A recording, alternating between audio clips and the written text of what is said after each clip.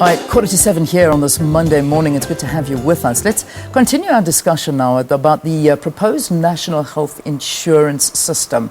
If you've just tuned in, we're having a conversation about a report that basically came out saying that this will fail to provide free and quality health services to all South Africans. And this report was published by the Institute of Race Relations. That was last week. Dr Anthea Jeffery, Head of Policy Research at the IRR, is in studio with us to talk a little bit more about this. Now, Dr. Jeffery, thank you again for staying with us here on the program. We look at the issue of private practices and doctors, specialists, dentists, you name it.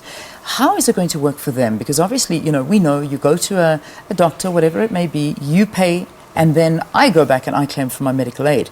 But with NHI, it's going to work a lot differently. Very differently. First of all, you will not pay anything if you go to a specialist. The service will be free at the point of delivery. Okay. The specialist must then claim from the NHI fund.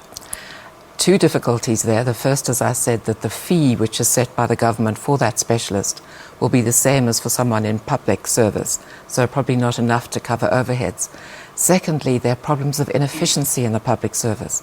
And we know from the compensation fund, which deals with claims put in by doctors for people injured at work, that there are some claims outstanding for payment to doctors that have been outstanding for more than 10 years. Yeah. That the average could be 70 days for payment, which is a long time when you've already provided a service and you need now to be repaid. The medical schemes will also probably mostly cease to exist. They will be confined to providing cover which is complementary to what the NHI provides. So they could cover rare diseases such as haemophilia or uncontrolled bleeding or advanced dentistry. And of course there will be so few people wanting that kind of specific care that the costs will have to be very high. Very few people could afford it. So effectively the medical schemes will cease to exist.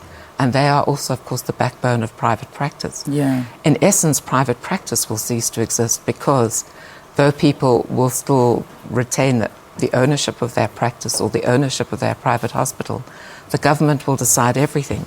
The treatment protocols to be applied, the diagnostic tests allowed, the medicines to be prescribed, the medical technologies to be used, and all at prices which are set by the government. So sometimes one fears the prices could be set too high, say for BEE purposes where we know that inflated pricing is a big issue. Sometimes they could be set too low for suppliers to have any interest in providing the item. And we also know that in the public service at the moment, one of the key things that happens is the inefficiency within the system. Medicines may be sitting in a provincial depot, but they don't get delivered to the public hospital or clinic that needs them. Yeah. Once the state is in charge of all procurement, then a private hospital will also be waiting for the state to deliver on the medicines and the consumables and the other goods and services And that's it a needs. big problem. And that means that just as now the public service is crippled by the inefficiency of the administration, so the private one, which we can still call it private, will also be crippled by the inefficiencies of administration. Yeah, yeah. And the upshot is that people who believe now they have a right to free medical care and they can get it anywhere will find themselves waiting and waiting and waiting for any treatment. And this will affect everybody, from the middle class who now have medical scheme membership through to the poorest. Who won't. Let's just wrap this up quickly and say, I mean, you started speaking about it a bit earlier, about what an ideal situation would be. I mean, NHI is intended to make people's lives better. It is intended to give everybody access to healthcare and not just a small minority to the best of the best. But as you're saying right now, it just doesn't look like, that it's going to work properly, and it's been delayed for many, many years. What do you think should happen? If you can tell us that very, very quickly, what would be ideal? Well, it's the private system that works the best at the moment. So I would think it's very important to give more people, ideally all South Africans, access to the private system, at least for their primary health needs, for going to GPs and so on. And we could do it by allowing those low-cost medical schemes, which the government so far has disallowed, where people could belong to a medical scheme for a cost of, say, 180 Rand per person a month. Yeah. They'd still have to go to a public hospital, but for private primary needs, they could go to private GPs for immediate medical consultations. You could have health vouchers funded by the state, which would enable the unemployed and the economically inactive, such as the aged and the disabled, also to become members of private medical schemes on this low-cost basis.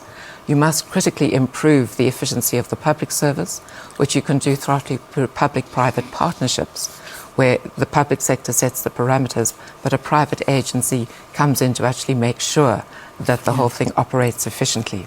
All right, we'll leave it there for this morning. Thank you for talking to us. Dr. Anthea Jeffery is the Head of Policy Research at IRR, talking to us about this latest report published by this Institute of Race Relations, which is saying that the national health insurance, the proposed system, will fail to provide free and quality health services to all South Africans. Again, that open invitation to the department to come and reply is there, and hopefully they will take us up on it.